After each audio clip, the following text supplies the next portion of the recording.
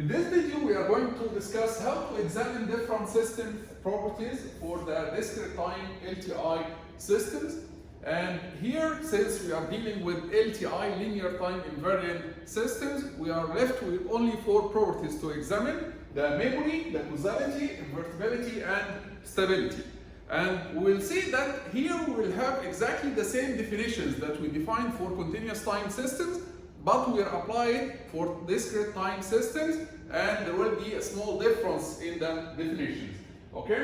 So remember that if we have a discrete time system h of n with input x of n and output y of n, the convolution relation applies where we say that the output y of n equals the convolution between x and h, which can be written as summation of x of k h of n minus k, for k goes from minus infinity to infinity, and also it can be written as summation of h of k times x of n minus k, for k goes from minus infinity to infinity. So either you can use this summation or this summation. Both of them are correct and both of them are the same. So we can expand our output at any instant n as, if we use the second summation here, as h of 0 multiplied by x of n, h of 1, if you substitute k equals 1, it will be multiplied by x of n minus 1, x of 2 multiplied, h of 2 multiplied by x of n minus 2, and so on. And from the other side, in the negative side, h of minus 1 will be multiplied by x of n plus 1. And h of minus 2 will be multiplied by x of n plus 2, and so on. So we'll have a long series from minus infinity to infinity, and these are just few representative terms. So now if we want to examine memory, what is the definition of a system that doesn't have a memory, which we call memoryless system? The memoryless system is defined as a system where the output at any instant of time, it depends only on the present input. So the output at instant n, it depends only on the input at instant n. In this case, we say that the system is memoryless. Otherwise, if the output depends on past instance of the input or future instance of the input, then the system has a memory. So in order for the system to be memoryless, the output at any instant n, it should depend only on the input at instant n. So if we look at this equation, this is the output at instant n.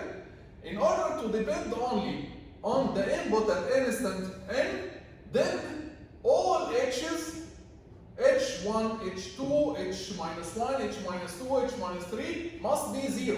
And the only h that should have a value is h of 0, right? So in order for y of n to depend on your x of n, all other terms other than this term, all other terms must be 0. And for all other terms to be 0, h of minus 1, h of 1, h of 2, h of minus 2, all of them must be 0, and the only value, or the h of n, will have only a value, let's say k, for n equals 0. Otherwise, for any other n, it must be 0. In order for all other terms to disappear, all other h's, all other h of n for n is not equal to 0, must be 0 in order for all other terms to disappear. This means that our h of n must be a delta, or a unit impulse multiplied by a constant. So it must be a delta function or an impulse function, unit impulse function multiplied by a constant, in order to say that the system is memoryless. Next property is the causality. We say that the system is causal. What was the definition in the continuous time? By the way, this is the same definition that we used in the continuous time. In the continuous time, the definition was that h of t must be k delta t, right? This is for the continuous time. This is for the discrete time. So the same definition, but instead of the continuous delta function, we use here the discrete time impulse response. For the causality means that the output at any instant of time, it depends on the present and past inputs. It doesn't depend on the future. This is the condition for the system to be causal, is that the input, it happens first, then the output. So the output at any instant, it depends only on the past and present input. طيب, let's look at this equation. In order for y of n to depend only on the present and past inputs, present and past inputs means x of n minus 1, x of n minus 2. In order for the output y of n to depend on the present and past inputs, we need all other terms to be 0. So we need h minus 1, h minus 2, h minus 3, all the negative h's to be 0. And we need only the system to exist, only the system impulse response to exist only starting from 0 and in the positive side. So the system is causal only if y of n depends on present and past inputs only.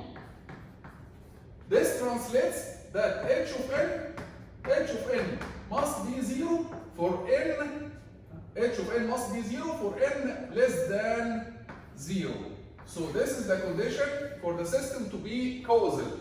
In order for y of n, again, in order for y of n to depend on the present and past inputs only, so it depends on x of n minus 1, x of n minus 2, x of n minus 3, and so on, then you need all other terms to disappear. You need all other terms that contain x of n plus 1, the future inputs to disappear. And in order for the future inputs to disappear, or the terms of the future input to disappear, you need h of minus 1, h of minus 2, h of minus 3 to be 0. So you need h, the impulse response, to be 0 for all negative n, which means that you need the impulse response to exist only starting from 0 and in the positive n. This is very similar to the continuous time. In the continuous time, the condition for causality was that h of t equals 0 for t less than 0, right? This is exactly the same condition but applied to the discrete time. For the invertibility, again, the same definition. The invertibility means we say that our system is invertible if we can find another system that can be connected in cascade with our system. If this is our system and if this is our system h of n and this is our input x of n, then we say that the system is invertible only if we can find another system hi of n where the total output after we connect these two systems in cascade will be the same x of n. So x of n, the output, equals x of n, the input, convolved with h of n, convolved with hi of n. So this requires that h of n convolved with hi of n must be delta function, and this is the condition for invertibility. So the condition for invertibility, we say that the system is invertible if we can find another system hi of n that when convolved with h of n it will give you delta. Of course, this is solving this equation from the time domain is not easy. It's difficult to find hi of n that will be convolved with h of n and gives you delta. This is not easy to solve in the time domain, but we'll see when we study the Z transform later. We'll see how we can calculate the inverse system from the Z transform in an easy way. Because in the Z transform, as we'll see, we'll avoid the convolution similar to any other transform that we have studied so far. That convolution will transform into multiplication, and we'll be able to solve this equation very easily in the Z domain. The last property is bounded input, bounded output stability, and again we say that the system is stable if for all finite inputs. So x of n is finite, then the output is finite. The output will be finite. The output will be finite. So for all finite inputs, if you use a finite input, which means that the magnitude of the input is finite for all instance of time, for all n, for all n, then the output will be also finite for all n. So the output will be finite also for all, by the way this symbol means for all n. This is the condition for Beebo stability. How does this translate in the impulse response? What would be the condition for the impulse response? Very similar to the continuous time. The condition for the impulse response here is that summation of h of n, magnitude h of n, for all n from n equals minus infinity to infinity must be finite. So summation of the magnitude of h of n from minus infinity to infinity must be finite. And this is again very similar to the condition that we studied for Beebo stability in the continuous time. However, in the continuous time, instead of the summation, we had an integration, right? Because it's a continuous time. So very similar definitions, very similar conditions, but here it's applied to the discrete time instead of the continuous time. So instead of the integration, we have summation. Instead of the unit impulse function, the continuous delta function, we have a discrete time unit step function, and so on. So exactly same definitions and very similar conditions applied to the discrete time. Let's take an example quickly about stability. So if we have a system, for example, defined as example A, find or study the stability, examine stability of the following systems. H of n, we are in the discrete time now, h of n equals half to the power n u of n, and another system h of n equals 2 to the power n u of n. So here, in order to study the stability, the Beebo stability for these two systems, let's start with the first system. We need to sum, we are going to study the stability, so we are going to sum magnitude h of n from n equals minus infinity to infinity, half to the power n u of n, and we need to see whether this summation is finite or infinite. Since the function or our impulse response starts from 0, it's multiplied by u of n, then we can remove the u of n from here and say this is a summation from 0 to infinity, half to the power n. Right? By the way, since our impulse response here starts from 0, we can say that this system is causal or non-causal. It's causal because it exists only in the positive side, starting from 0 and in the positive side. So this system is causal, by the way. So we can say that this system is causal because it exists in the positive side. Does it have memory or not? This has a memory